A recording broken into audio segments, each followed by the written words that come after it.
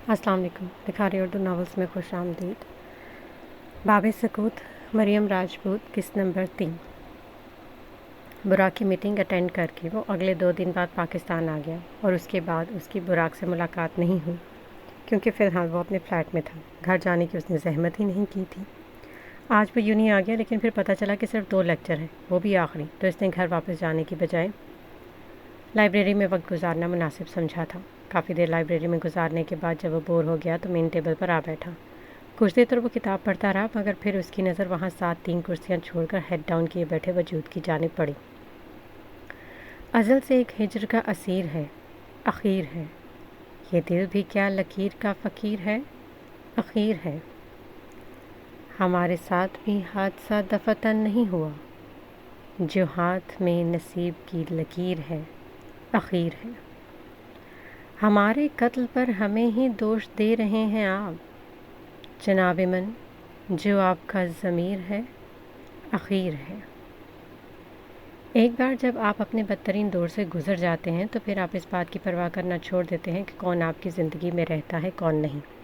हमारा बदतरीन दौर वही होता है जिसमें हम लोगों की असली चेहरे पहचान लेते हैं। चारों तरफ एक सकूत सा फैल गया। अजीब सा जादू था, लेकिन खौफज़दा करने वाला। वो खुश नहीं थी, वो घबरा गई थी। उस पल उसे वो लम्हा सदियों बराबर लगा क्योंकि सामने वो शख्स था। कैसे मुमकिन था उसके सहर से वो निकल आए? उस शख्स की सूरत तो इसके दिलो दिमाग पर यूं जज्बा थी कि खुद को भूल जाने पर भी उस एक वाहिद शख्स को न भूल सकी थी। और यूं भी हम इन लोगों को भी भूल जाएं जिनके साथ हम हंसते हुए इनको यह नहीं भूल सकते, जिनके साथ हम रोए हों, जो हमारी आंखों में आंसू लाने की वजह बने हों। दिल में दर्द भर आया जब हमारे किसी को शिद्दत से चाहने के बावजूद भी वो हमें ना चाहे, कदर ना करे, तो कुछ और न सही हम खुद के लिए बेईमानी हो जाते हैं। किसी का हमें ना चाहना हमारी नज़रों में क्यों बेईमानी कर देता है? क्योंकि हम खुद के लिए इतने लापरवाह हो जाते हैं। क्यों खुद पर सितम करते हैं? कुछ पल वो यूं ही बेकदरी का एहसास लिए बैठी रही, मगर फिर एकदम उठी। वो कैंटीन से बाहर निकल गई। तेज़ तेज़ कदम उठाते वो सर झुकाकर चल रही थी। लोगों के सामने आंसू बहाने से ज़्यादा बेबस लम्हा कोई नहीं होता, और वो बेबस फ़िलहाल होना नहीं चाहती थी। उसके कदम आखिरकार लाइब्रेरी के सामने आ रुके। उसने अंदर झांका तो लाइब्रेरी खाली थी। वो तेज़ी से अंदर आती कदरे कोने वाली टेबल के पास आ बैठी। इस वक्त इक्का दुक्का स्टूडेंट्स ही वहाँ पर थे, सो वो बहाने से सर झुकाकर डेस्क पर रखती आंखें मूंद गई। धीरे से एक पानी का कतरा इसकी आंख से बहता टेबल की लकड़ी पर गिरा, फिर दूसरा, फिर तीसरा, और वो यूँ ना जाने कितनी ही देर आंसू बहाती रही। वैसे हम लड़कियों का अपने गम बहाने का सबसे अच्छा तरीका आंसू होता है। बेशक इससे मसला सुलझे न सुलझे, दिल को तसल्ली मिल जाती है। रो लेना दिल में मौजूद दर्द में कुछ न सही, मगर थोड़ी बहुत कमी तो ले ही आता है। ठीक कहते हैं, आंसू आधा दर्द कम कर देते हैं। यूं ही अपनी आंखों पर जुम करते कितनी ही देर गुजरी कि इसे इल्म ही ना हुआ कि इसकी आंख लग गई। वह चेहरा नींद में भी दूसरी जानिब मोड़े सो रही थी। आंसुओं से भीगा चेहरा, सुर्ख नाक इसकी अजियत की गवाही देता था। कितने ही दिनों बाद वो शायद सुकून से सोई थी, वरना तो हर रात यूं ही बेसुकूनी में गुजर जाया करती थी। उसे सोई कुछ ही देर हुई थी कि कोई लाइब्रेरी की एक जानिब से निकल कर आता उसके पास 3 कुर्सियां छोड़कर बैठा। वो किताब पढ़ने में मसरूफ़ था। कुछ लम्हे गुजर गए तो जैसे इसकी दिलचस्पी किताब में ख़त्म हुई, वो बेजार सा सर इधर उधर धरता चेयर से निगाह टिकाई। स्याह रंग के जीन्स, वाइट शर्ट और काले ही रंग की लेदर जैकेट पहने, हाथों में बैंड्स पहने, सर पर अखरोटी बाल बेतरतीबी से बिखराए, मुंह में बलबल चबाते लड़के ने खुद से 3 कुर्सियां छोड़कर सुकून से सोती लड़की को बहुत गौर से देखा था, जिसके चेहरे पर आंसुओं के निशान अब भी वाज़ेह थे। नाक सुर्ख थी, पलकें गीली थीं। वो गम की जीती जागती तस्वीर थी। उसने खौफज़दा होते नज़रें घुमाई। ऐसी रोती बसोरती लड़कियों से उसे शदीद किस्म की चिढ़ थी। पूरी लाइब्रेरी पर नज़रें घुमाते उसकी नज़रें फिर से उसी जानिब आटेगी जहाँ वो चेहरा था। कुछ देर वो यूं ही उसे देखता रहा, फिर इस तरह ही हाथ टेबल पर टकाए उसी के अंदाज में चेहरा मोड़े आंखें मूंदी कि शायद नींद आ जाए। वो 2 दिन से सोया नहीं था और नींद अभी उसकी आंखों से कोसों दूर थी। अचानक उसने झटके से सर उठाया। ये क्या था? उसने हैरत से खुद से सवाल किया। ऐसी हरकत वो पहली बार कर रहा था। अहमक लड़की। अनजान सोई लड़की को लकब से नवाजते वो उठा और तेज़ी से लाइब्रेरी से निकल गया। पीछे वो अभी यूं ही सो रही थी। गुनगुना कर मेरी जवान गज़लें झूम जाना कोई ज़रूरी था। اسٹیج پہ کھڑے ابراہیم خٹک نے اپنی بات مکمل کرتے شکریہ کہہ کر مائک کو ایک طرف رکھ کیا اور مضبوط قدم اٹھاتا اسٹیج سے نیچے اتر گیا۔ وہ پاکٹ سے موبائل نکالتے پیغامات دیکھ رہا تھا جو کہ ان گنت تھے، اس کے فینس، اس کی فیملی، اس کے فرینڈز اور ایک اور وجود کے بھی۔ اس نے پہلے کچھ کام کے متعلق پیغامات کے جواب دیے۔ وہ اس ایک چیٹ کو دیکھ رہا تھا جس کے میسیجز اس نے تقریباً 2 ہفتے سے سین نہیں کیے تھے۔ ان پیغامات کا جواب کیوں نہیں دیا گیا تھا؟ کیا وجہ تھی کہ اس کے محبت ہونے کے باوجود وہ اسے جواب نہیں ملے تھے؟ ابراہیم نے اس کی چیٹ کھول کر میسیجز پڑھنے شروع کیے۔ آہستہ آہستہ وہ تمام میسیجز پڑھتا گیا، کہیں غصہ تھا تو کہیں ناراضگی۔ تمام پیغامات کے بعد خاموشی وہ محسوس کر چکا تھا، کیونکہ اس کے بعد کوئی شکوہ، کوئی گلہ نہیں تھا، حالانکہ وہ ایسی تھی نہیں، اتنی جلدی چپ ہونے والی۔ ابراہیم نے میسیجز پڑھ کر چھوڑ دیے، بغیر کوئی جواب دیے۔ وہ اٹھا اور اپنی کار کی جانب بڑھ گیا۔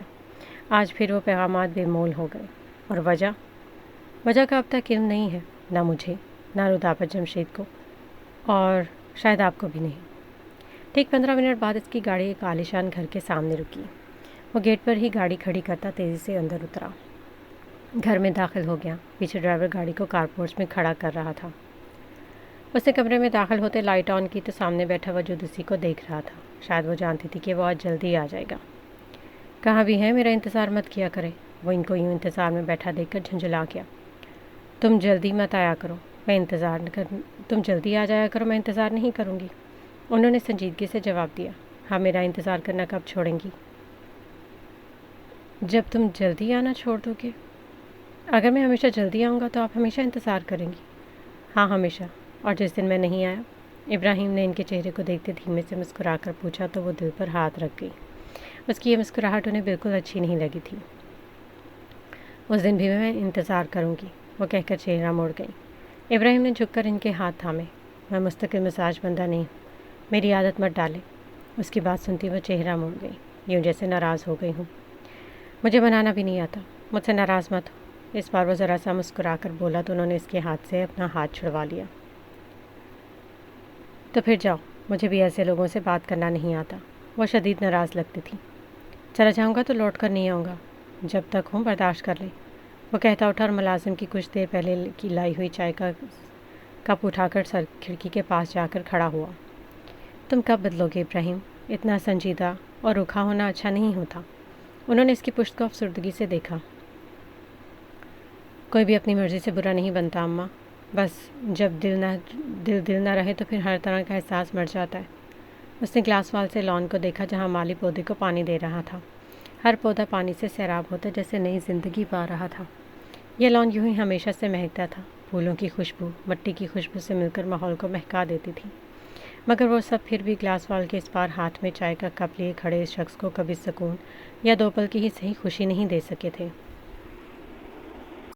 انسان جب خود سے سب کچھ محسوس کرنا چھوڑ دے تو نہ خوبصورت موسم خوبصورت لگتا ہے اور نہ خوبصورت جگہ اچھی لگتی ہے۔ دل پر خزاں چھا جانے کے بعد بہار بھی بہار نہیں رہتی۔ اندر خزاں ہو تو باہر بھی خزاں ہی ہوتی ہیں۔ دل کے موسم بڑے بے موسم ہوتے ہیں، یوں پل میں بدلتے ہیں، اور اس سب کا سب سے زیادہ نقصان ہمیں ہی ہوتا ہے۔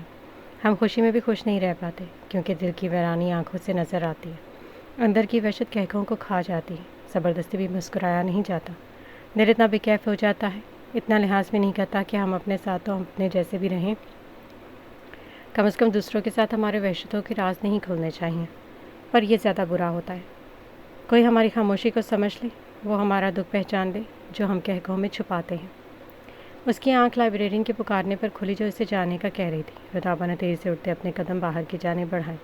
وہ یونی سے باہر آئے تو گیٹ پر ڈرائیور آ چکا تھا۔ اس نے گاڑی میں بیٹھ کر سامنے مرر میں اپنا چہرہ دیکھا تو دھک سے رہ گئی۔ اس کی آنکھیں شدید سوجی ہوئی تھیں۔ اس نے اپنا سر بیک سیٹ کے ساتھ ٹکاتے ہوئے آنکھیں موند لیں۔ ایک گہری چپ تھی جو اس پر اثر ہوئی تھی۔ میڈم گھر آ گیا، ڈرائیور کے بتانے پر وہ خاموشی سے گاڑی کا دروازہ کھول کر باہر نکل گئی۔ اس نے پہلا قدم گھر میں رکھا تو جیسے کہیں اور آ گئی ہوں۔ گھر کا ماحول ہی بدلا ہوا تھا۔ سمجھ تو تب آئی جب پھپھو نے آگے بڑھ کر اسے گلے سے لگا کر اس کا ماتھا چوما۔ میری بچی آ گئی۔ پھپھو پیار سے اسے دیکھتی اپنے ساتھ لگائے صوفے کی جانب بڑھ گئی تو رودابہ بمشکل مسکرا سکی تھی۔ اسے سمجھ نہیں آیا کہ ہو کیا رہا ہے۔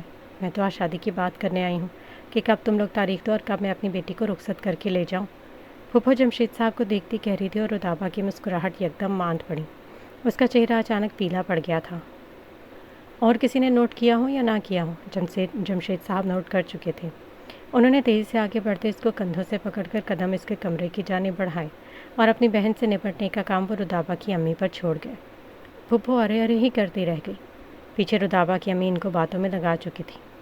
بابا، کمرے میں آتے اس نے جمشید صاحب کو دیکھتے پکارا تو انہوں نے اس کا ماتھا چوما۔ تم پر کوئی بوجھ نہیں ہے، فی الحال اس چیز کی ٹینشن مت لو، آپا کو میں سنبھال لوں گا، مگر تمہاری خراب ہوتی حالت میرا کلیجہ جلاتی ہے بچے۔ انہوں نے اس کے چہرے پر نظر ڈالتے ہوئے کہا۔ رودابہ کچھ پل کے لیے خاموش ہو گئی، وہ کچھ بول نہیں سکی تھی۔ جمشید صاحب اسے کہہ کر باہر جا چکے تھے۔ اب وہ اکیلی کمرے میں بیٹھے آنے والے وقت کا سوچ رہی تھی، اور وہ ایسی ہی رہتی تو یقیناً پھپھو کچھ نہ کچھ سمجھ جائیں گی، اور وہ کسی صورت ایسا نہیں چاہتی تھی کہ اس کے درد کے اشتہارات ہر جانب لگے۔ اس نے ایک بار پھر اس فیصلے کے بارے میں سوچا جو اس نے کیا تھا، اور پھر وہ اٹھ کھڑی ہوئی۔ اسے آج بھی فیصلہ کرنا تھا، وہ مزید یہ غم افورڈ نہیں کر سکتی تھی۔ یا تو وہ شخص مکمل حاصل رہے یا تو مکمل لا حاصل یہ درمیانہ راستہ جو کہ حاصل اور لا حاصل میں فرق نہیں کرتا، یہ راستہ رسوائی کا راستہ تھا۔ اسے نماز پڑھی پر نیچے چلی گئی۔ پھپھو کے ساتھ لنچ کرنے کے بعد وہ چائے بنا کر سرو کرتی ان کے پاس بیٹھ گئی۔ پھپھو کتنی ہی دیر اس سے جاسم کی باتیں کرتی رہیں، جن میں سے ایک پر بھی اس نے غور نہیں کیا، بلکہ غائب دماغی سے بیٹھی رہی۔ ابراہیم سے ملنا تھا آج اسے، اس کے دماغ میں وہی سب کچھ چل رہا تھا۔ پھر آخر کار پھپھو کو رحم آ گیا۔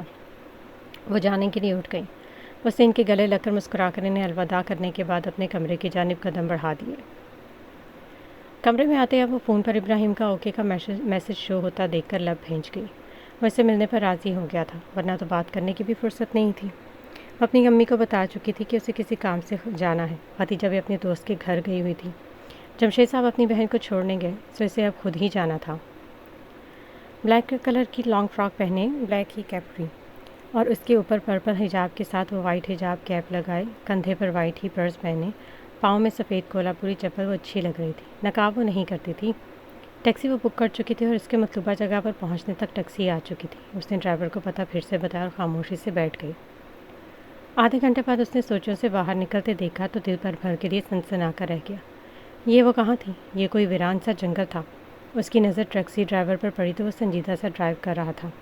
اچانک اس نے فون نکال کر اپنے بابا کو کال ملائی، لیکن اس سے پہلے کہ وہ کال اٹھاتے آگے بیٹھے ڈرائیور نے اس کے سر پر زوردار لوہے کی سٹک سے وار کیا تھا۔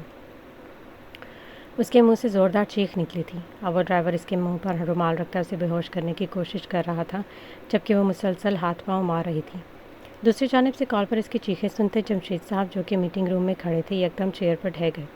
ان کے ہاتھ سے فون چھوٹ کر زمین پر جا گرا اور ان کا ہاتھ اپنے سینے پر گیا تھا جہاں درد ہو رہا تھا۔ سامنے کھڑے شخص نے مڑ کر ان کو دیکھا تو بھاگ کر ان کی جانب آیا۔ کیا ہوا انکل؟ وہ پریشان سے پوچھ رہا تھا۔ رودابہ، اسے کچھ ہو گیا۔ وہ بمشکل لفظ ادا کر سکے تو اس نے پریشانی سے ان کی یہ حالت دیکھی۔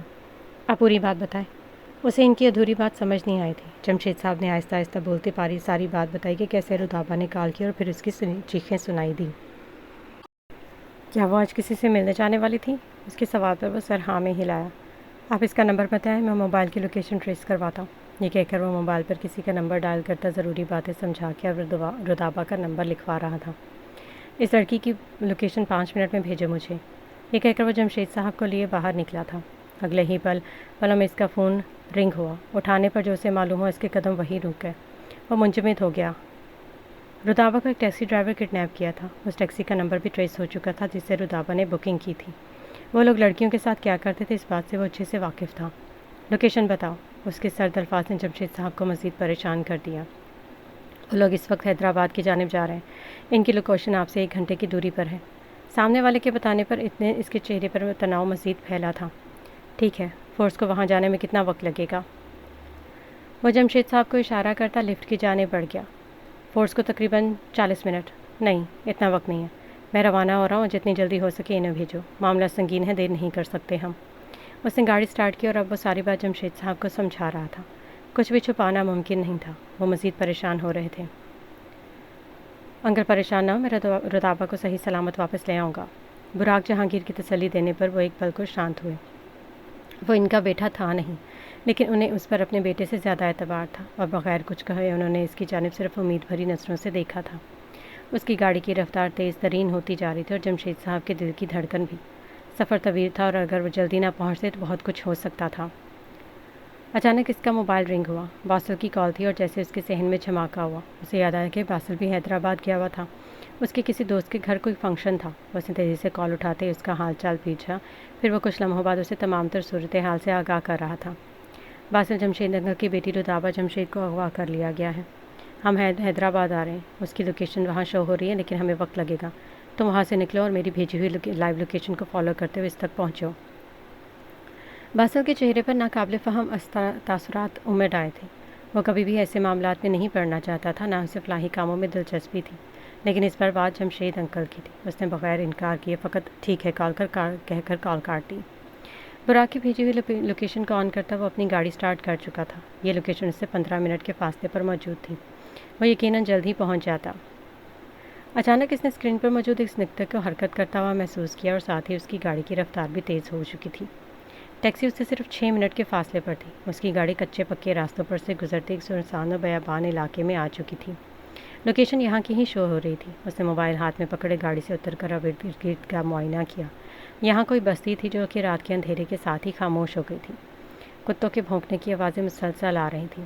اس نے پھر سے اسکرین کی جانب دیکھا جہاں یہیں کی لوکیشن تھی، بالکل کچھ قدموں کے فاصلے پر۔ وہ تیز تیز قدم بڑھاتا ہوا سامنے موجود خستہ حال سے مکان کے دروازے کے سامنے آ کھڑا ہوا۔ وہ سیدھے سے اندر نہیں جا سکتا تھا۔ اس لڑکی کی جان خطرے میں تھی۔ اب وہ مکان کے ارد گرد چکر کاٹتا اس کی پچھلی جانب آیا، جہاں کچھ اور نہ صحیح ایک ٹوٹی ہوئی کھڑکی نظر آ رہی تھی جس سے وہ اندر کا منظر واضح دیکھ سکتا تھا۔ اس نے آہستہ سے قدم بڑھاتے کھڑکی سے اندر دیکھا تو ایک پل کے لیے وہ حیران رہ گیا۔ وہاں کرسی پر کوئی بندھا ہوا تھا، نہ کوئی پہرے دار، نہ کوئی حفاظت۔ اس نے اپنا آگے کا لائحہ عمل تیار کیا کہ کیسے اندر جا کر اس لڑکی کو باہر نکال کر لانا ہے۔ ایک ہفتہ گزر چکا تھا۔ اس کے سامنے کی جیل اب تک خالی تھی۔ وہ کہاں چلا گیا؟ اس نے بے اختیار سوچتے ایک بار پھر سامنے دیکھا، مگر بے سود۔ کسی سے پوچھنا بھی ناممکن تھا۔ یہاں کوئی کسی کا سگا نہیں تھا اور ایسے دشمن تھے کہ انسان کی روح کانپ جائے۔ پچھلے مہینے ہوئے ہولناک قتل کی خبر اسے اب بھی یاد تھی۔ بے چینی سے چکر کاٹتا وہ اپنے گلے میں موجود پینڈنٹ پر انگلی پھیر رہا تھا جب اچانک پینڈنٹ اتر کر اس کے ہاتھ میں آ گیا۔ اوہ، یہ کیا ہو گیا؟ خود سے کہتے اس نے پینڈنٹ کو غور سے اپنے آنکھوں کے قریب لے جاتے غور سے دیکھا۔ پینڈنٹ کے ایک طرف چھوٹا سا بٹن دباتے پچھلی سطح کھل چکی تھی جہاں کوئی چپ موجود تھی۔ اس نے چپ کو نکال کر ہوا میں بلند کرتے کمرے کی کھڑکی سے آتی روشنی میں دیکھنی چاہی، جب اچانک وہ چپ اس کے ہاتھ سے پھسل کر زمین پر جا گری۔ سامنے لگے کیمرے نے یہ سب ریکارڈ کیا تھا۔ اس نے ادھر ادھر قدم رکھتے زمین پر بیٹھ کر چپ کو تلاشنا چاہا، لیکن کچھ ٹوٹنے کی آواز کے ساتھ اس کے پاؤں میں چبھا۔ وہ ایک طرف کو ہوتا پاؤں تھام گیا۔ یقیناً چپ ہی اس کے پاؤں کے نیچے آ کر ٹوٹی تھی۔ چہرے کے تاثرات کو سنجیدہ بناتا وہ پینڈنٹ کو ایک بار گلے میں پھر سے پہنی ہوئی چین کے ساتھ جوڑا، لیکن اس بار پینڈنٹ میں چپ نہیں تھی۔ کچھ لمحوں بعد اس کے جیب کے باہر کھڑے سپاہی نے دروازہ بجاتے لاک کھول کر اس کو باہر آنے کا اشارہ کیا۔ وہ کچھ بھی بولے بغیر باہر نکلا۔ تمہیں دوسری جیل میں شفٹ کیا جا رہا ہے، یہ کہہ کر وہ سپاہی اس کے آگے آگے چلتا مخصوص راہداریوں سے گزرتا ایک بڑے سے مین گیٹ کے سامنے آ چکا تھا۔ سپاہی نے دروازہ بجایا، پھر 30 سیکنڈ کے بعد وہ قدار لوہے کا دروازہ سے دوسرے سپاہی نے انٹری کارڈ دیکھا جس پر اسے جانے دیا گیا۔ اس کے پیچھے چلتے قیدی کو وہاں موجود سپاہی نے روک کر ہتھ کڑی بھی پہنائی، پھر جانے دیا۔ یہ جیل پہلی جیل سے زیادہ خطرناک تھی۔ یہاں پاگل قیدی نہیں تھے، یہاں قاتل، ریپسٹ، سیریل کلرز جیسے کرائم میں ملوث ملبوس قیدی تھے۔ اس کے رونگٹے تو تب کھڑے ہوئے جب اس نے سامنے موجود قیدیوں کے ایک جھرمٹ میں وہ چہرہ دیکھا جو نہیں دیکھنا چاہیے تھا۔ وہ آنکھیں حیرت سے چھپک نہیں سکا تھا۔ سامنے والے شخص تھا جس نے ایک ہفتہ پہلے اس کے سامنے اپنی نس کاٹی تھی۔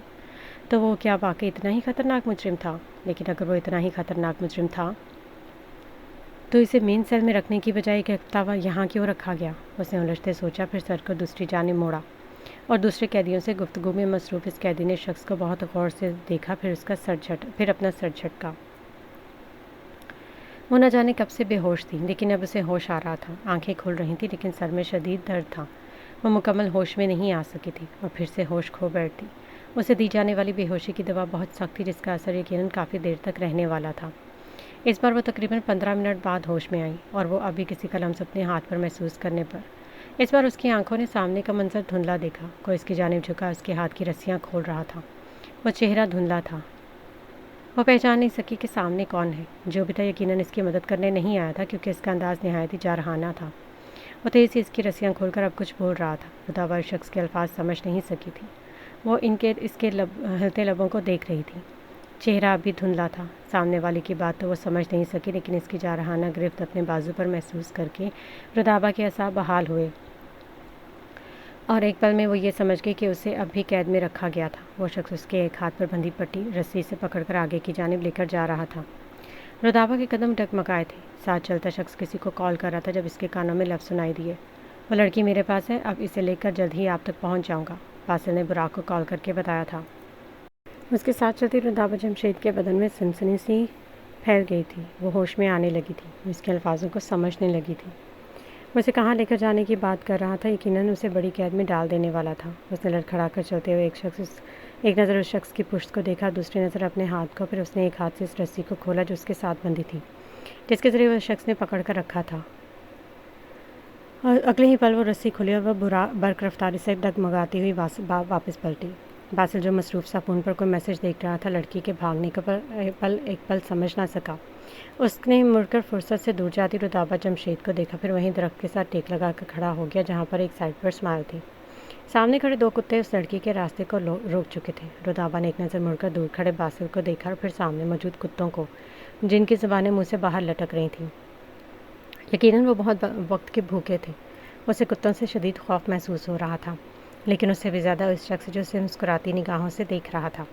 وہ جو ڈری سہمت کھڑی تھی، کچھ دیر انتظار کے بعد آخر اس نے فیصلہ کر ہی لیا کہ اسے واپس جانا چاہیے تھا، اس شخص کی جانب یا پھر ان کتوں کے سامنے سے گزر کر جانا تھا۔ وہ مڑی، اس نے دور کھڑے باسل جہانگیر کو دیکھا جو جانتا تھا وہ واپس آئے گی۔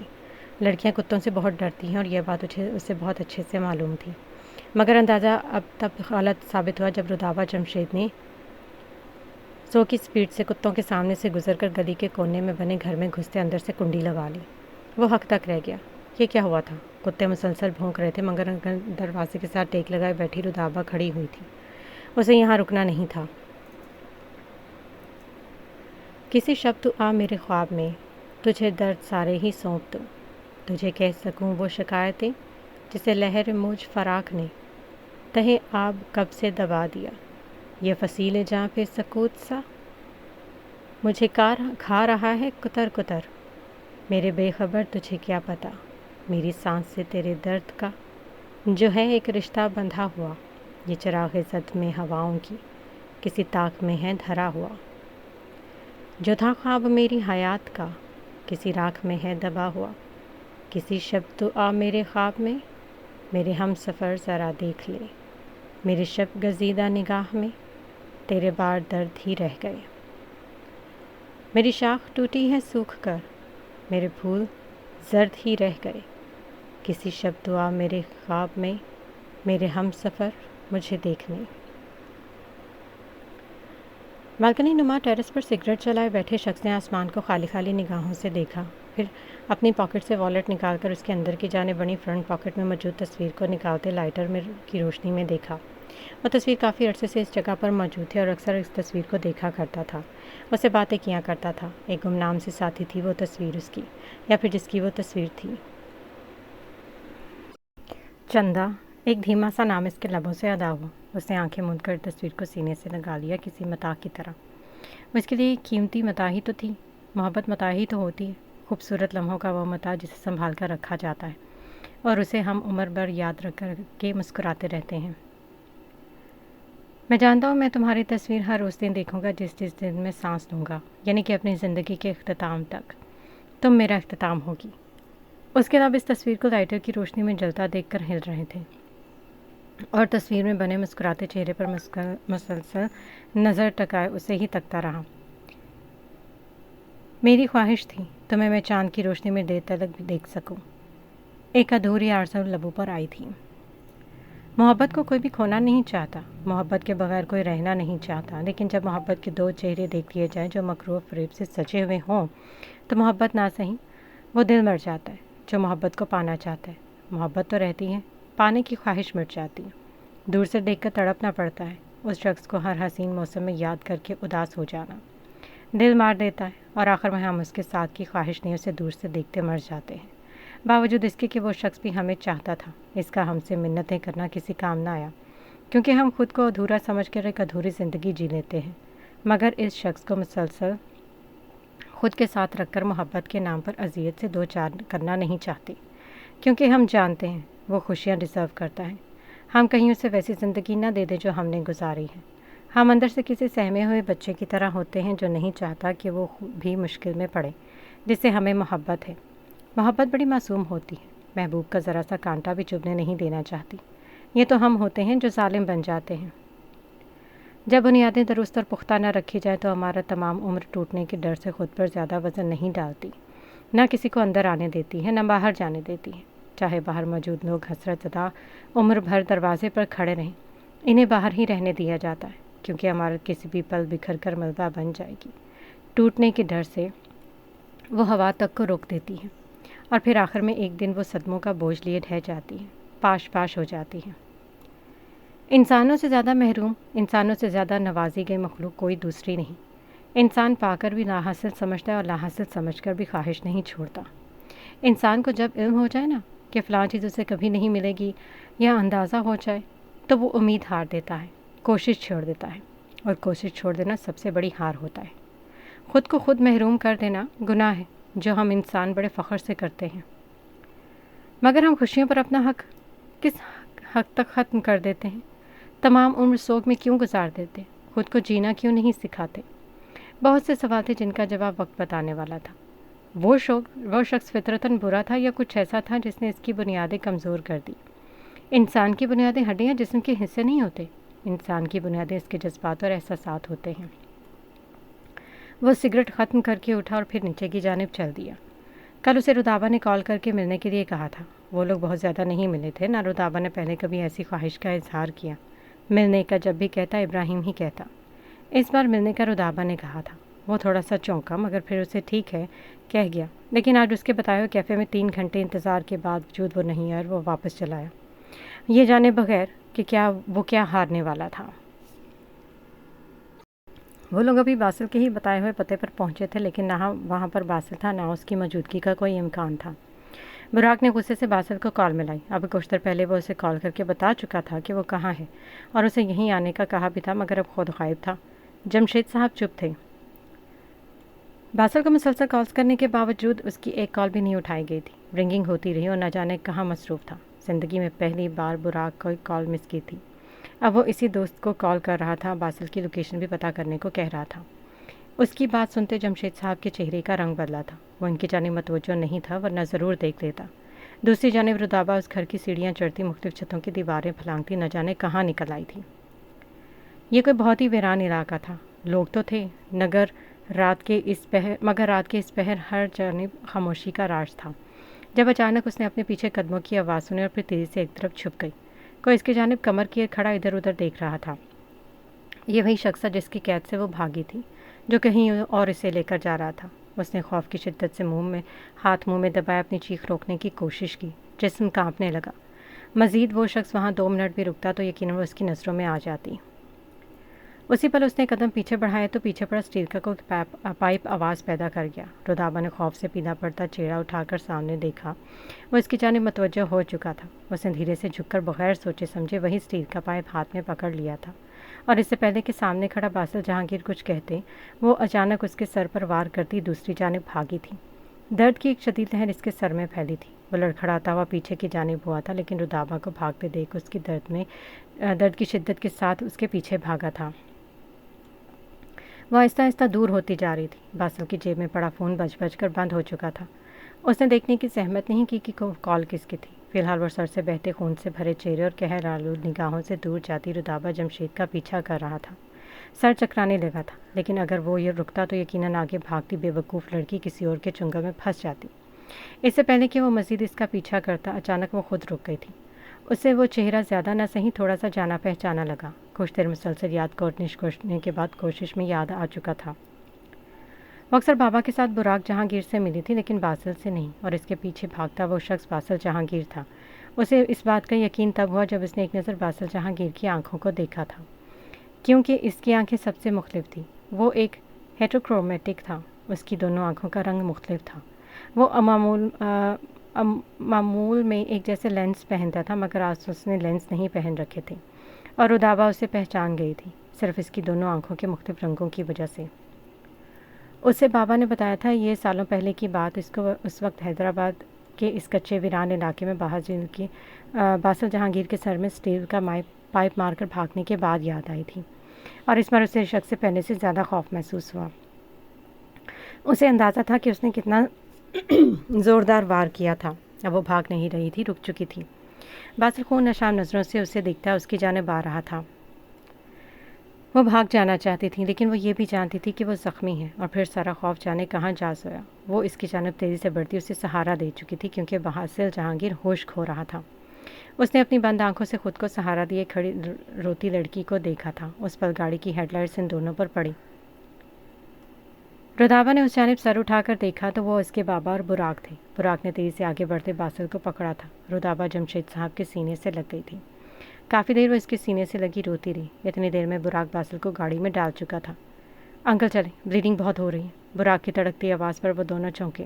رودابا کو احساس ندامت نے آنکھ گھیرا۔ گاڑی میں ڈرائیو کرتا ہوں۔ براق کو ڈرائیونگ سیٹ کی جانب بڑھتا دیکھ کر جمشید صاحب اس کی حالت کے پیش نظر بولتے رودابا کو بھی گاڑی میں بٹھا کر گاڑی سٹارٹ کر چکے تھے۔ تقریباً 15 منٹ کے سفر کے بعد گاڑی ایک ہاسپٹل کے سامنے رکی اور براق تیزی سے باہر نکلتا وارڈروب کو اسٹریچر لانے کا کہہ کر باسل کو سہارا دیتا باہر لا رہا تھا۔ رودابا نے یہ منظر گاڑی میں بیٹھے ہوئے دیکھا تھا۔ وہ کامتی ٹانگوں سے باہر نکلی، لیکن اگلے ہی پل ہوش و حرت سے بیگانہ زمین بوس ہو چکی تھی۔ آج جو کچھ بھی ہوا اس کے بعد شاید وہ کبھی نارمل رہ پاتی۔ کم از کم کچھ عرصے تک تو وہ ٹھیک نہیں رہ سکتی تھی۔